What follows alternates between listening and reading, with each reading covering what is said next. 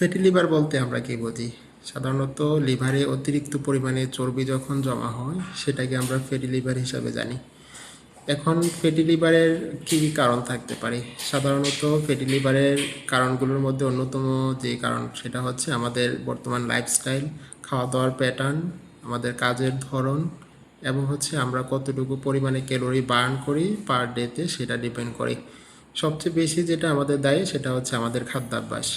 এখন আসি fatty liver নিয়ন্ত্রণের জন্য আমাদের কি কি বিষয়ে আমাদের মেনটেন করতে হবে। সাধারণত ফ্যাটি লিভার নিয়ন্ত্রণ করার জন্য তিনটা বিষয়ে এখানে গুরুত্বপূর্ণ, সেটা হচ্ছে ডায়েট, আমাদের পাশাপাশি যেটা হচ্ছে এক্সারসাইজ এবং ওয়েট ম্যানেজমেন্ট। সাধারণত অতিরিক্ত যাদের ওজন থাকে তাদের মধ্যে ফ্যাটি লিভার হওয়ার সম্ভাবনা অনেকাংশেই বেড়ে যায়।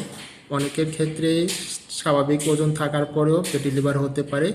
তবে এর মধ্যে আমরা যে বিষয়গুলো আলোচনা করলাম, কারো যদি লাইফস্টাইলের মধ্যে অয়েলি খাবার, জাঙ্ক ফুড, অতিরিক্ত তেল জাতীয় খাবার বেশি থাকে, খাবারে ফাইবারের পরিমাণ কম থাকে, সেটাও এখানে আমাদের ফ্যাটি লিভারের জন্য দায়ী। এখন আসি যে আমরা ম্যানেজমেন্ট করতে কি কি বিষয়ে ফোকাস রাখব।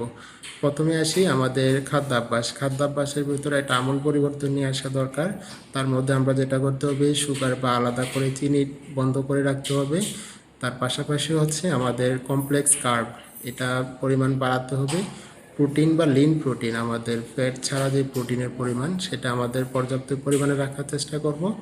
আরেকটা হচ্ছে এক্সারসাইজ, আমাদের চেষ্টা করতে হবে যে দৈনিক আমাদের সর্বোচ্চ পরিমাণে আমাদের স্ট্যান্ডার্ড একটা এক্সারসাইজের প্ল্যান মেনটেন করা।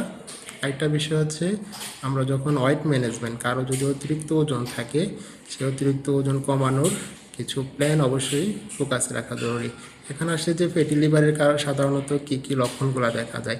সাধারণত ফ্যাটি লিভারের কারণে আমাদের অনেকগুলো প্রবলেম তৈরি হতে পারে। তার মধ্যে গ্যাসের প্রবণতা দেখা দেওয়া, হজম শক্তি কমে যাওয়া, কনস্টিপেশন বেড়ে যাওয়া, বা হচ্ছে খাবার খেলে ইনফ্লামেশন দেখা দেওয়া, এই জাতীয় লক্ষণগুলো সাধারণত দেখা যায়। আরেকটা বিষয় হচ্ছে আমাদের পর্যাপ্ত পরিমাণে দৈনিক পানি রাখার চেষ্টা করব, এতে করে লিভারের মধ্যে যে টক্সিক উপাদানগুলো তৈরি হয় সেগুলো সাধারণত সহজেই বের হয়ে যেতে পারে। সর্বাপেক্ষা আমরা যেটা ফোকাস করব যে আমরা দৈনিক আমাদেরকে কিছু রেগুলার লাইফস্টাইলের মধ্যে স্ট্যান্ডার্ড কিছু বিষয় অবশ্যই মেনটেন করার চেষ্টা করব। আসসালামু আলাইকুম।